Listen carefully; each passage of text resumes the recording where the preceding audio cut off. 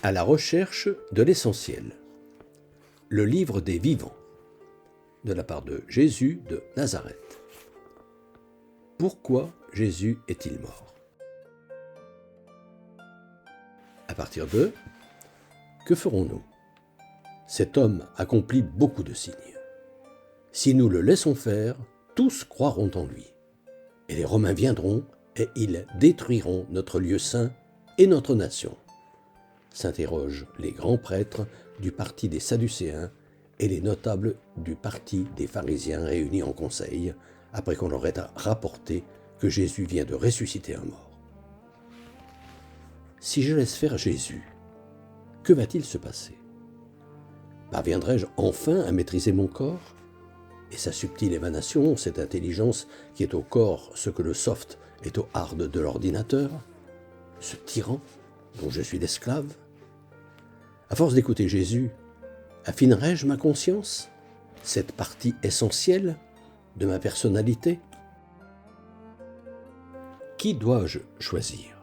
Ce monde que dominent les Romains ou Jésus?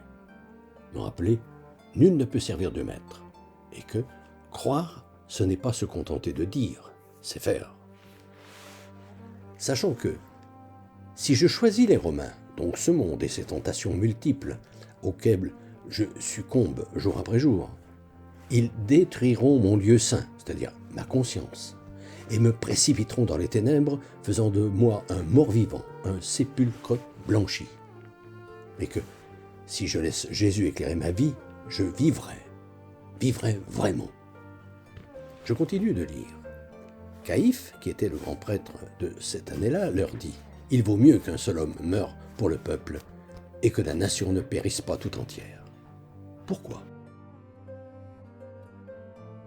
Parce que ceux qui sont de ce monde se doivent de tuer quiconque va les empêcher de jouir des biens temporels, matériels et immatériels, que sont notamment les savoirs intellectuels et religieux.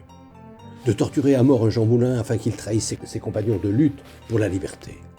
De faire taire un Martin Luther King et bien d'autres, tels Gandhi, ce Jésus que le XXe siècle envoya pour sauver l'Inde, puis le monde, avec son message de non-violence.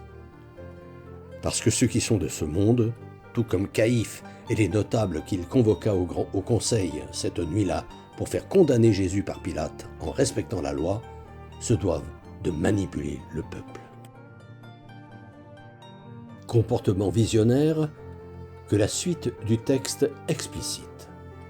Caïphe prophétisa que Jésus devait mourir pour la nation, et non seulement pour la nation, mais encore pour rassembler dans l'unité les enfants de Dieu dispersés.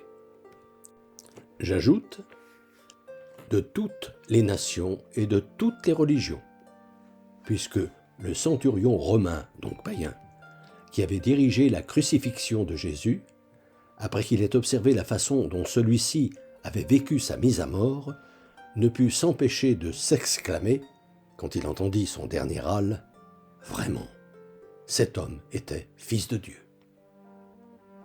À la semaine prochaine, fraternellement.